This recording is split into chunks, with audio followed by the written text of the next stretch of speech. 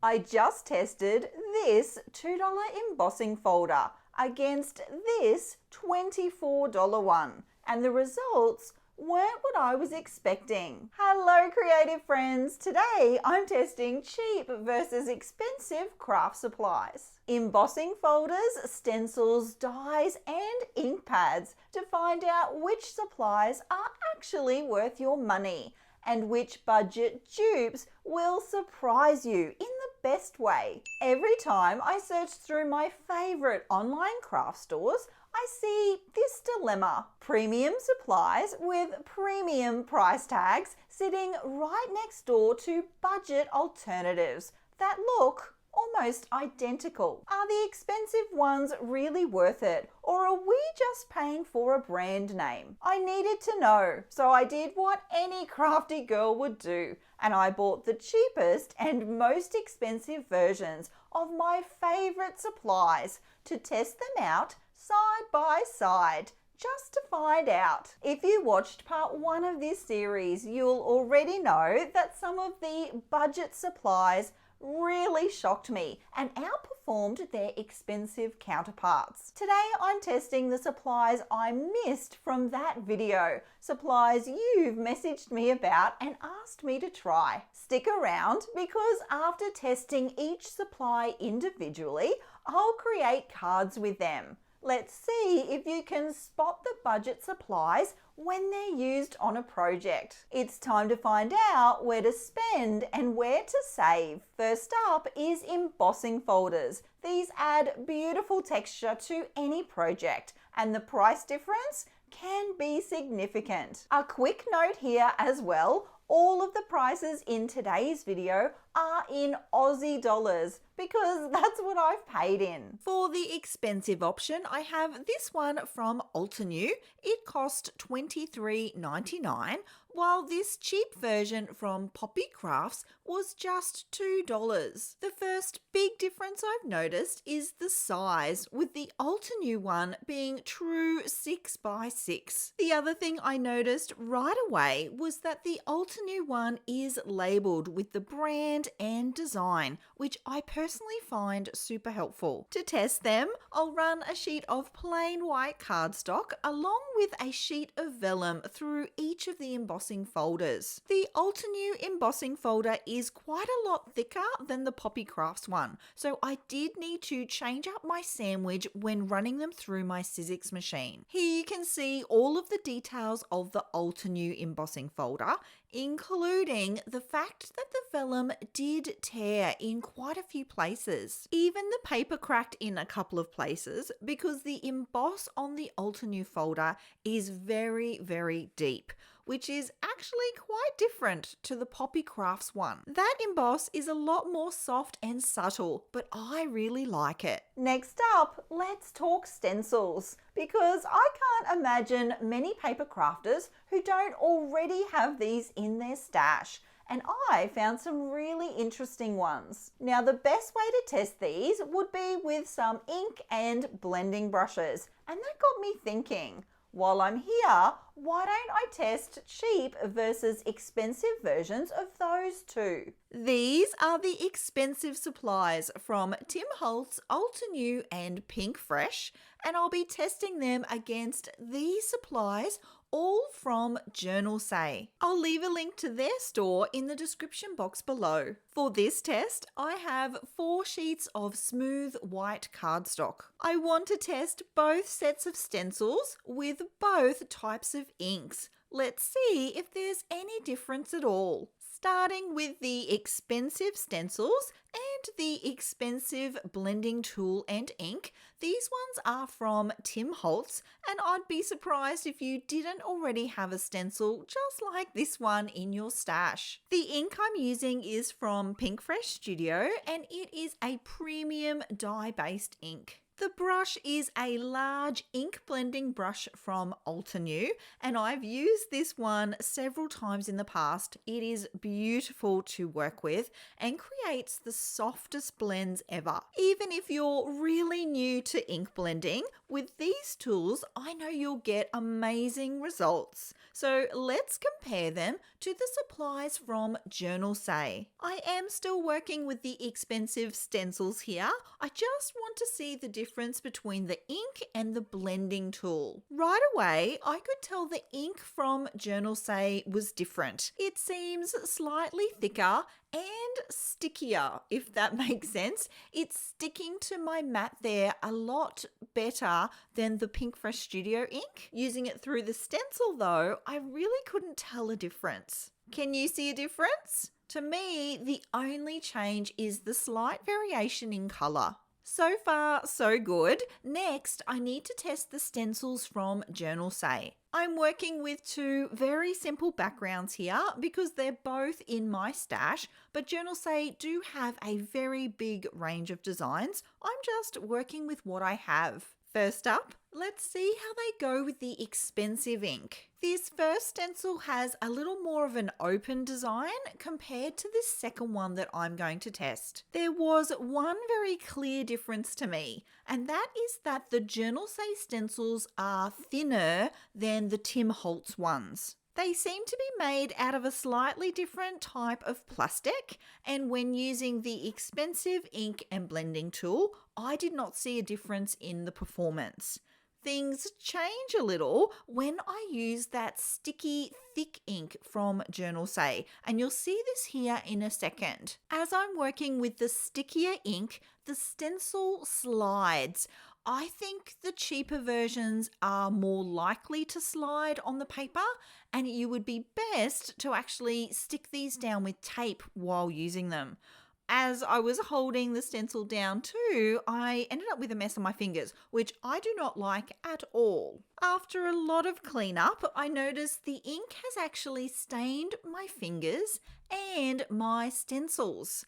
I'm even using some of my Stays On ink remover to try and pull up that green from these. I rechecked the website and the packaging, and it's not actually clear what kind of ink this is. I am no ink expert, so I have no idea, but if you think you do know, please let me know in the comments. Next up, it's finally time to test some dyes. I've been avoiding this because this is where things get a little bit interesting. Not only is the price difference huge, there's some controversy to be had. Initially, I wanted to test my beautiful Pink Fresh Studio floral stamps and dyes against similar options from Amazon. Unfortunately, I could not find any sets that would be comparable that I didn't suspect to be stolen designs. I know we all love a bargain, but I will not save a penny at the expense of a designer. So those options are a no-go for me. Instead, I think I'll focus on sentiment dyes because who really owns a word or a font? The expensive version of the dyes are these ones from Altenew. Prices range from $30 to $50 a set. The cheaper version, these from Poppy Crafts, starting at just $4. These are so similar, I was really surprised actually, with the biggest difference being the size. Now, normally it's the cheaper version of the product that is smaller. I saw that in the embossing folders earlier on in this video, and I also saw that a lot in part 1 of my cheap versus expensive series. It seems that these dyes are going to be the exception to the rule because they're actually considerably larger than the Altenew ones. The other big difference here is packaging, with the Altenew dyes coming in a lovely pocket that is perfect for storage. These dyes, however, came in very flimsy little plastic bags, so I'm going to have to find a storage option for them. The cheaper versions also come connected, so you have to bend and twist them apart and then use wire cutters to trim off those excess pieces. It's not a big deal, but I do like to use products right out of their packaging, and this is time I could be spending creating. That's all done now. It's time to run these through my Sizzix machine. I'm going to run them all through together so that I can get very consistent results, and I am using the same textured cardstock I would normally use on any cards I create. Did I get carried away?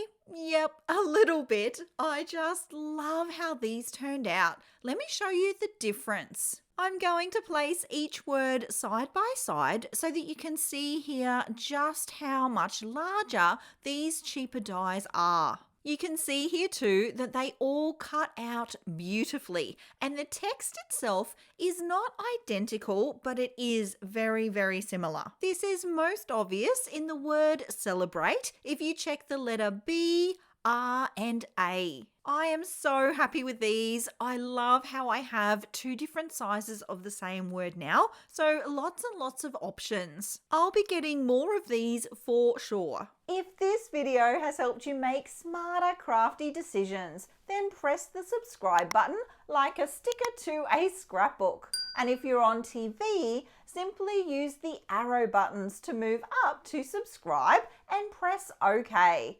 I've got lots of new videos coming and I don't want you to miss them. Before I get creating my cards, there is one more essential supply that I really want to test, and that's adhesive. I have had some horrible issues with cheap double-sided tape in the past, so I know for sure it is not worth testing that. Do not skimp on double-sided tape.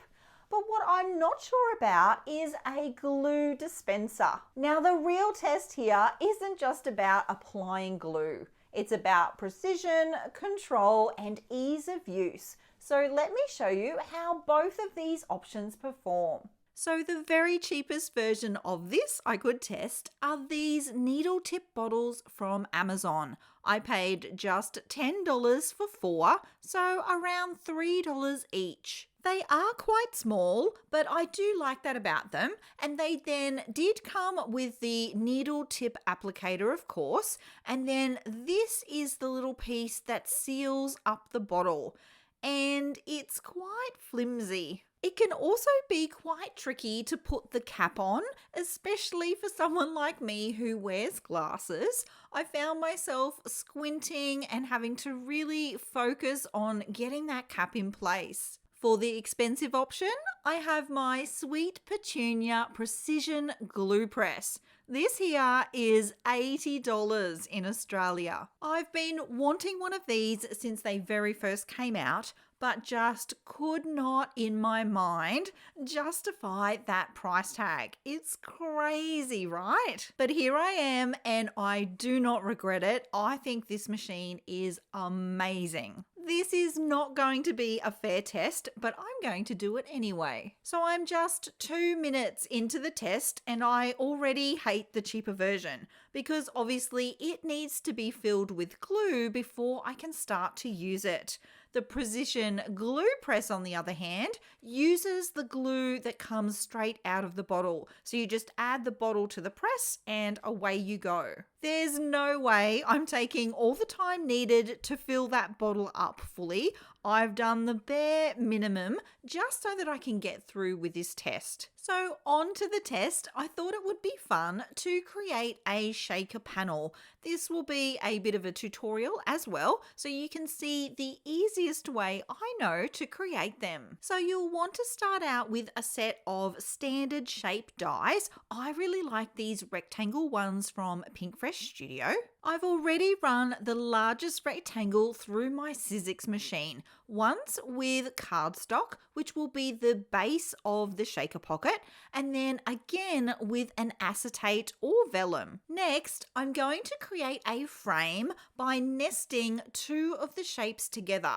So I have the largest rectangle and then the next size down, taped together, and I'll run that through my Sizzix machine. Nesting the 2 dies here here together will create a frame, and I'm going to use that as the side walls for my shaker pocket. You will need at least 4 of these for each of your shakers, so cut them all out at once. You'll also need some sequins, and I'm going to work with 2 of these pre-made mixes for this. With that all sorted, we can now get to assembling the shaker pocket and testing out these glue dispensers. I'm noticing already that the cheaper bottle just feels cheap.